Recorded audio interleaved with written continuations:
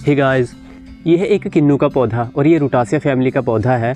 और रूटासिया फैमिली में आपको बहुत सारी वैरायटीज़ मिल जाएगी, जैसे किन्नू, मौसमी, संतरा और भी बहुत सारी वैरायटीज़ है। एक टाइम था कि ये लिमिटेड वैरायटीज़ होती थी, लेकिन अभी हाइब्रिड तरीके से काफ़ी सारी वैरायटीज़ को तैयार कर दिया गया है। तो अगर हम बात करें नींबू की, तो नींबू में भी आपको अलग अलग वैरायटी मिल जाएगी, मौसमी में भी आपको अलग अलग वैरायटीज़ मिल जाएगी। और ये जो पौधे होते हैं ये दिखने में सारे एक जैसे ही लगते हैं, लेकिन इनमें फ़र्क होता है। तो इस वीडियो में मैं कुछ बेसिक प्लांट, बेसिक फ्रूट्स आपके साथ शेयर करने वाला हूँ, उनकी पहचान क्या है और उनको कैसे तैयार किया जाता है। सो गाइज़, ये है हमारे पास कुछ रूटासिया फैमिली के बेसिक फ्रूट जो आपको इजीली मार्केट में मिल जाएंगे, लेकिन कुछ फ्रूट ऐसे हैं जो आपको मार्केट में शायद ना ही मिले। और इनका यूज़ अचार बनाने के लिए, बीज के लिए और इसके अलावा खाने के लिए होता है। सो गाइज़, इस लिस्ट का हमारा सबसे पहला फ्रूट है पोमेलो यानी चकोतरा। और रूटासिया फैमिली में साइज़ में ये सबसे बड़े फ्रूट होते हैं। और इस फ्रूट का जो छिलका होता है काफ़ी मोटा होता है। और यहाँ पे हमारे पास ये जो वैरायटी ये है पिंक, और आपको एक दो वैरायटी इसमें मिल जाएगी। तो देखा गया है इसका जो मार्केट प्राइस है उतना खास अच्छा नहीं है, हर जगह ये आपको मार्केट में नहीं मिलेगा। कुछ जगह पे इसका जो है डिमांड रहती है, तो वहाँ पे मार्केट में आपको ये इजीली मिल सकता है। तो इस पौधे को एयर लेयरिंग द्वारा और इसके बीज से बड़ी आसानी से हम इसको प्रोपोगेट कर सकते हैं। इस पौधे को हम बड़ी आसानी से जो है प्रोपोगेट कर सकते हैं एयर लेयरिंग द्वारा, और इसके जो बीज हैं उनसे भी हम इसको लगा सकते हैं। तो एयर लेयरिंग द्वारा देखिए हमने काफ़ी सारे नए पौधे तैयार किए हैं। और इसका हमारे पास एक मैच्योर प्लांट है, इसको ग्रेप फ्रूट भी कहते हैं, क्योंकि इसमें देखिए गुच्छों में जो है ये फ्रूट लगता है। तो नवंबर दिसंबर के दौरान ये जो है पक कर तैयार हो जाते हैं, और इसी दौरान आप इनको बीज से भी लगा सकते हो। तो हमने जो है बरसात के दौरान इनमें एयर लेयरिंग की थी, और जो एयर लेयरिंग के रिज़ल्ट है काफ़ी अच्छे रहते हैं। तो आपको हल्का मोस घास यूज़ करके एयर लेयरिंग आपको करनी पड़ेगी। तो एयर लेयरिंग हमारी कुछ जब तैयार हो जाती है तो शुरुआत में हम उनको पॉली बैग में लगाते हैं, और एक साल में उनका रूट सिस्टम अच्छे से डेवलप हो जाता है। उसके बाद हम उसको नीचे ज़मीन में लगा देते हैं। तो देखिए ये चकोतरे का 3 साल का वही पौधा है, और 1 साल मैंने इसको पॉली बैग में रखा था, और उसके बाद देखिए अब पूरे इसको लगभग 3 साल हो चुके हैं। तो इसकी जो हाइट है वो लगभग 6 फुट की है, और इसकी बहुत अच्छी ग्रोथ हुई है। सो गाइस देखिए, काफ़ी लोगों का क्वेश्चन रहता है कि एयर लेयरिंग द्वारा तैयार किए गए पौधों की क्या अच्छी ग्रोथ होती है। तो जी हाँ, आप देखिए, और ये छोटा सा पौधा था, तो यहाँ पे देखिए पौधे की अच्छी खासी मोटाई है, इसका रूट सिस्टम भी अच्छे से डेवलप हो चुका है। तो अब मुझे लग रहा है कि अगले साल इसमें फ्रूटिंग होगी। तो यहाँ पे देखिए इसकी कुछ नई पत्तियाँ आई हैं, मतलब बहुत अच्छी इसकी ग्रोथ हुई है। और यहाँ पे अगर देखिए इसकी जो पत्तियाँ हैं उसकी बड़ी आसानी से पहचान कर सकते हो। ये देखिए, ये 2 अलग अलग पत्तों में थोड़ा सा डिवाइड हो चुका है। यहाँ से देखिए इस पत्ते का जो डिज़ाइन है, तो चकोतरे का जो पत्ते का जो डिज़ाइन है वो ऐसा रहेगा। ये देखिए पत्ते काफ़ी बड़े हैं, और ये देखिए ऐसा इसमें थोड़ा सा ऐसे कर्व जैसा रहेगा, ये डिज़ाइन रहेगा। तो इससे आप बड़ी आसानी से पहचान सकते हो इस पौधे को। इस लिस्ट का हमारा दूसरा फ्रूट है गलगल। सो गाइस, गलगल एक ऐसा फ्रूट है जिसको सबसे ज़्यादा अचार के लिए यूज़ किया जाता है, और बस इसका यही यूज़ है। और इस पौधे को प्रोपोगेट करना काफ़ी आसान है, बीज से आप बड़ी आसानी से नए पौधे तैयार कर सकते हो। तो यहाँ पे हमारे पास गलगल के काफ़ी मैच्योर प्लांट है, जिनमें अच्छी खासी फ्रूटिंग होती है, और बहुत कम केयर में इनकी काफ़ी अच्छी ग्रोथ भी होती है। तो सर्दियों के दौरान इनके जो फ्रूट है वो पक के तैयार हो जाते हैं, और उसी दौरान आप इनके बीज निकाल के इनको ग्रो कर सकते हो। तो यहाँ पे एक गलगल का जो फ्रूट होता है उसमें लगभग 15-18 बीज इजीली निकल जाते हैं, और मार्केट में भी 15-20 रुपये किलो आपको ये फ्रूट मिलेगा। तो अचार बनाने के लिए ही सिर्फ इसका यूज़ किया जाता है, और माना जाता है इसका अचार सबसे ज़्यादा बेस्ट होता है। और इस पौधे को जैसे मैंने आपको बताया कि प्रोपोगेट करना काफ़ी आसान है। तो सर्दियों के दौरान आप जितने चाहे उतने नए पौधे तैयार कर सकते हो। इसको ग्राफ्टिंग करने की ज़रूरत नहीं पड़ती, डायरेक्ट आप इसको बीज से लगा सकते हो, और लगभग 7-8 साल के बाद इसमें अच्छी फ्रूटिंग होगी। लेकिन अगर आप अपने पौधे की सही केयर करते हो तो लगभग 5 या 6 साल में इसमें फ्रूटिंग हो सकती है। लेकिन देखा गया है कि कम से कम 7 साल का टाइम इजीली लग जाता है। लिस्ट का हमारा तीसरा फ्रूट है रफ लेमन यानी कि खट्टी। देखिए इन सभी फ्रूट्स के पकने का एक ही सीज़न होता है, सर्दियों के दौरान। तो यहाँ पे जो ये रफ लेमन है इसको खट्टी भी कहते हैं। तो यह एक बहुत ही इम्पोर्टेंट फ्रूट प्लांट है। तो इसको ना ही अचार के लिए यूज़ किया जाता है, ना ही इसको खाने के लिए यूज़ किया जाता है, और ना ही नींबू पानी के लिए। तो इसका यूज़ होता है गाइस बीज के लिए, और बीज के लिए बिल्कुल सही है, क्योंकि इसका रूट सिस्टम बहुत अच्छे से डेवलप होता है। तो किन्नू, मौसमी, संतरा, कुछ नींबू की वैरायटी को इसके पौधे तैयार करके उस पर ग्राफ्टिंग की जाती है। तो एक ही जो फ्रूट है रफ़ लेमन का, उसमें से लगभग 20-25 बीज निकल जाते हैं और उनको आप ग्रो कीजिए सर्दियों के दौरान। और जैसे आपके 1 साल के पौधे हो जाएं तो उस पर हम ग्राफ्टिंग कर सकते हैं। किन्नू, मौसमी, नींबू, किसी भी प्लांट की हम इस पर ग्राफ्टिंग कर सकते हैं। और रफ़ लेमन में भी आपको 1-2 अलग अलग वैरायटी मिल जाएगी। तो स्पेशली इसका जो यूज़ होता है वो ग्राफ्टिंग के लिए ही किया जाता है। लिस्ट का हमारा अगला फ्रूट है मौसमी। देखिए ये है हमारा एक मैच्योर मौसमी का पौधा। और मौसमी के पौधे को जैसे मैंने अभी आपको बताया कि रफ़ लेमन जो होते हैं उनके पौधे तैयार किए जाते हैं, तो ग्राफ्टिंग करके नए पौधे तैयार किए जाते हैं। तो यहाँ पे ये जो शील्डिंग है ये रफ़ लेमन की थी, इस पर जो है मौसमी की ग्राफ्टिंग की गई। तो अलग अलग एरिया के अकॉर्डिंग ग्राफ्टिंग की जाती है, सर्दियों के दौरान भी और गर्मियों के दौरान भी ग्राफ्टिंग कर सकते हैं।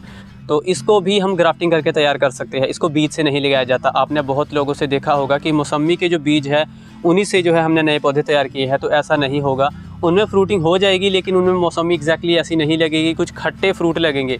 तो अगर आपको अपने घर में पौधा लगाना है तो गाइस बीज से मत लगाइए, एक आध पौधा आप नर्सरी से परचेज़ कर लीजिए मौसमी का, और बड़ी आसानी से फिर आप जो है उनमें से फ्रूट पा सकते हो। तो किन्नू, मौसमी और रफ़ लेमन, इनके जो पत्ते हैं उनमें थोड़ा सा फ़र्क होता है। इसके पत्ते देखिए ये थोड़े डार्क कलर के हैं, ये देखिए। तो अगर आपके घर में एक आधा पौधा लगा है तो बड़ी आसानी से आप इनको पहचान सकते हो। और एक चीज़ मैं और आपको बता दूं कि देखिए जो मौसमी है मार्केट में हरी ही बेची जाती है, लेकिन ऐसा हमेशा नहीं होता। ये जो वैरायटी है इसको जब ये पीली हो जाती है पककर तब भी इसको बेचा जाता है। और मौसमी में आपको अलग अलग 2-3 वैरायटी मिल जाएगी। तो अगर आपको मार्केट में कहीं पीले रंग की मौसमी मिल रही है तो ऐसा नहीं है कि वो खाने योग्य नहीं है। गाइज़ ये जो वैरायटी है ये वही वैरायटी है, जब ये पककर तैयार हो जाती है, पीले रंग की हो जाती है, तो इसका जो टेस्ट है वो बहुत ज़्यादा अच्छा लगता है। हालांकि अभी भी इसको खा सकते हैं लेकिन अभी ये पूरी तरह से तैयार नहीं है। सो गाइज़ अगर हम केयर की बात करें तो चाहे कोई भी वैरायटी हो, किन्नू, मौसमी, संतरा या नींबू, कम से कम साल में एक बार आप उनमें फर्टिलाइज़र ज़रूर दें। फरवरी-मार्च के दौरान आप फर्टिलाइज़र दे सकते हो। या जैसे ये देखिए फ्रूट लगा है, अगर आपने इस फ्रूट को तोड़ लिया है, खाली कर दिया है, उसी दौरान आप इनमें फर्टिलाइज़र मिक्स कर दीजिए, पानी लगा दीजिए। तो ऐसे में अगले साल भी पौधे में अच्छा जो है फ्रूट आपको देखने को मिलेगा। तो यहाँ पे मौसमी का देखिए जो साइज़ है काफ़ी अच्छा है, ये देखिए फ्रूट।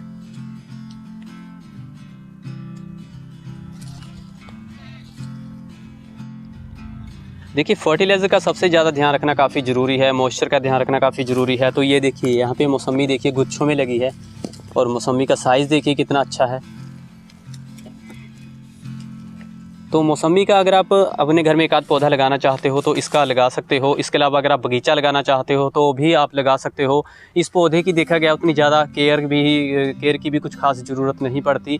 बस गर्मियों के दौरान मॉइस्चर का ध्यान रखें, साल में एक बार फर्टिलाइज़र दें, और उसके अलावा इसका जो मार्केट प्राइस है वो भी काफ़ी अच्छा रहता है।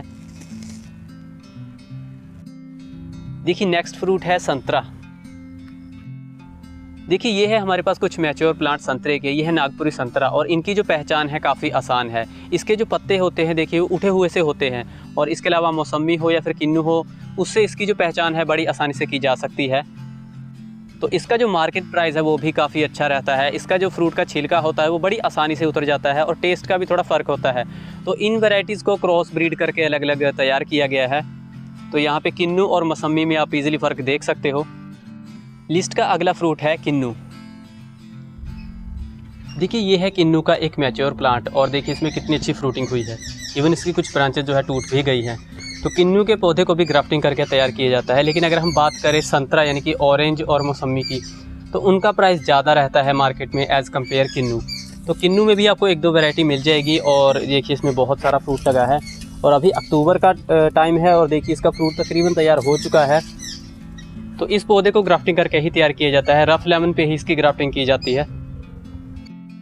देखिए नेक्स्ट जो फ्रूट है वो है स्वीट लेमन यानी कि मीठा नींबू। देखिए ये जो पौधा है ये बहुत ही रेयर प्लांट है, ये है मीठा नींबू, इसको स्वीट लेमन कहते हैं। और इसका जो मार्केट प्राइस है उतना खास अच्छा नहीं होता, इसलिए इसके जो ज़्यादा पौधे तैयार नहीं किए जाते, ना ही ज़्यादा बगीचे इसके तैयार होते हैं। तो आमतौर पर गाइस इसकी पहचान बहुत ही ज़्यादा यूनिक है। इसके पत्तों को आप छूने के बाद अगर इसकी हल्की सी स्मेल करोगे तो आपको एग्जैक्टली पता चल जाएगा कि ये जो है ये कौन सा पौधा है। तो हमें ऐसे ही इसको जो है इसकी पहचान करना हमारे लिए काफ़ी आसान है, और इसके पत्तों से भी इसकी बड़ी आसानी से पहचान की जाती है।